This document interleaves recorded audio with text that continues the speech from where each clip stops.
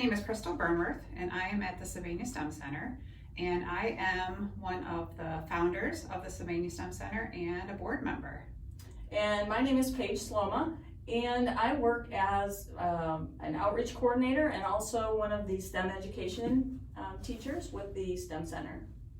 So I would like to just kind of give you a quick idea of what some of the cool things that we do here in the STEM world. So what we tend to focus on at the Sylvania STEM Center is solving problems. Our kids that are a part of our program, that's exactly what they do. They try to figure out solutions to real issues that are happening in our society. So we have a variety of different things that they've done and behind us. More recently with COVID, we had a big group of students who 3D printed the visors for the ProMedica hospital. They, I think, made over 1,000, so they had to sand them, design them, 3D print them, that sort of thing. And then the other inventions that some teams have come up with in the past 10 years, I've been doing this for 10 years. I don't know if you... I've been here 6. So 6 years, but she has been a godsend. And so the inventions are one piece, or the innovations are one piece of what our teams do, our students do. But the other piece that our students really tend to like is solving problems with robots. And so as you can see behind us, we've got a couple of robots. We have for the junior high, 9th and 10th graders robot, and then we have for the grades 4 through 8 robot. So they like to solve problems with robots as well, because in STEM, it could be anything. You can almost solve problems whether you're using technology, robots, coding, it doesn't matter. There's all sort of ways that you can solve different types of problems. Okay, so for today, I think what we're gonna try to do is talk about girls in STEM. One of the things that I like to do is try to get as many people interested in STEM, whether they're girls or boys, it doesn't matter. But I have a special interest in girls because what I have found, and I think Miss Paige is going to tell you in a second, is some of our girls tend to lose that curiosity and that insatiable need to know and find answers around 5th and 6th grade. We see kind of a drop off of that curiosity, and we're here to tell you that don't stop. Don't have that be something that you stop doing, because figuring out problems and solving things, we love that. That's something that we see eyes light up all the time in our 1st, 2nd, 3rd graders of our girls, and then for whatever reason we see a change. Yep. I go into classrooms. I take Lego kits and robots into classrooms, and the very first day I hear, I can't do it. And they can do it.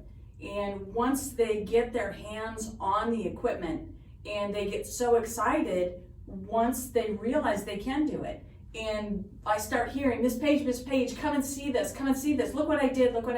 And that's the best feeling, to see these young people get excited about, it's so fun, they just get so excited about it, and just don't quit, just keep trying. And that's what we do here.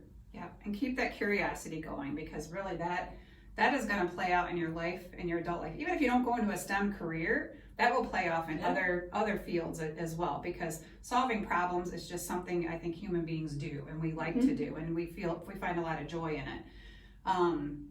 So we're trying to spark that interest with you guys, is making sure that you become interested in science or technology or engineering or math or any of those STEM areas, just to explore it, and don't think as a young lady that that's not something you can do, as Miss Paige was talking about. Some advice. So what kind of advice can we give these ladies? Don't quit.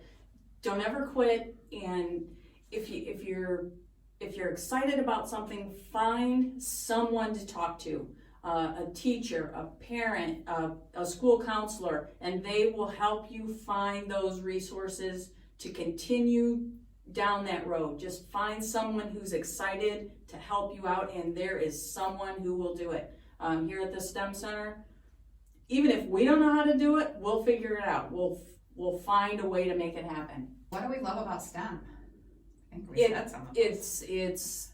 It's everywhere. Life is STEM. It's how does snow work? How do they develop vaccines? They did it in such a short period of time, just in the last year. How everything. It's just glue. How does glue work? I mean, you just have to be willing to ask the question and think about it for a second. And the possibilities are endless. That's what I like about it. If you want to ask the question, it's there. Baking, if you want to be a baker, accounting, everything is STEM. The whole world is STEM, and that's what I like about it. You just have to get excited about it. And I think that my generation, and maybe even Miss Paige's generation, there's some hesitation from parents because they're not as sure what is this STEM thing that now everybody's promoting. And I think what Paige is right. It is everything. It encompasses so much in our life. We just never tied it together. We never saw that before. What we're asking our kids to do is take that curiosity and take those questions that they have about the world and things around them, and just continue it. Don't stop, and don't think that you have to limit yourself by, okay, well, I have to do X, Y, Z, even though this is really interesting to me and maybe I want to explore that more. No, go check that out. If it's interesting and that's what you want to explore, then do that. Mm-hmm. That's what will make you feel alive and energized in this world. Informal science. So informal science is important because I think that that's the bridge. I think that everybody gets those cartoons and those different educational programming and things like that are kind of fun and exciting, or things like that about science and engineering, or if there's engineering in your schools yet.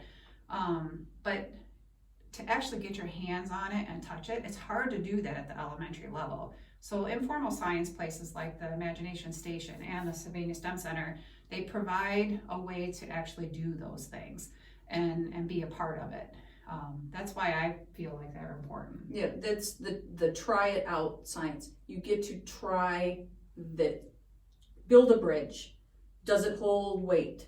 Can you walk your guys across the bridge without it collapsing? If it collapses, so what? Why did it collapse? Try it out. See how things work. What about the cars? How far do they go? Will they hold things? It's the experimental side of science. And what's your prediction? Make a prediction. Will your car go 20 feet? Will it go 5 feet? Can you make it within these certain parameters and make it happen? And that's the fun part of science that we don't get to try over and over and over. We don't have time to do it in school because we have to get through things, but we can make these things happen just a little bit more here, and it's right. So much fun here in Imagination Station. It's a lot of fun. So now we're going to talk about our favorite quotes. Our favorite quotes. I was a coach of an all-girls FLL team, and our first year, it was just deer in the headlights, and we had third graders through fifth, sixth graders, and all new, here we go, dive in. And some of them were very leery. I don't know how to. It's like, that's okay, go. And our quote was, what if I fall? Oh, but darling, what if you fly? And they flew. Our first 2 years, we made it to states, and they were so excited. They got to states, and they're there with, I think, 60 teams. Right, Pat, and the best of the best of Ohio, and their eyeballs were just huge, and they had so much fun, and they stuck with that quote for the 3 years we were together. That was a group of 10 girls? We had 10 girls. All girls. 10 girls. It was That's great. Pretty impressive. It was great. Yep. Well, thank you for joining us, and hopefully that you'll come visit the Sylvania STEM Center, and of course, make sure that you are frequently going to Imagination Station.